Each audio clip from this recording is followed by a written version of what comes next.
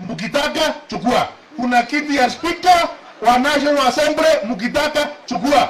Kuna kiti ya Senate ya speaker, mkitaka chukua. Kiti ya naibu wa rais wa taifa la Kenya haiko wazi. Kiti ya naibu wa taifa ya Kenya ni ya Profesa Kithure Kindiki and Nambole Kantunyas, na tunasema kama ni chama ODM, hata sisi tuko tayari kuwa huko ndani ya hiyo chama, na tuendelee kusupport Daktari William Ruto, na mwache kutukera. Hii maneno ikome. Ama namna gani jameni? Hamwezi kuwa mnaamuka kila siku kiti ya naibu rais, tena kiti ya naibu rais, kila asubuhi kiti ya naibu rais. Kwani hiyo kiti iko wazi? Muache hiyo madharau. Hiyo madharau muache. Hiyo madharau ikome. Muache kutukera.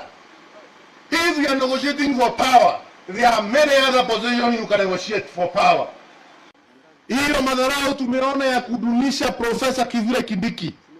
Kudunisha Profesa Kithure Kindiki. Hiyo madharau tunasema ikome jameni.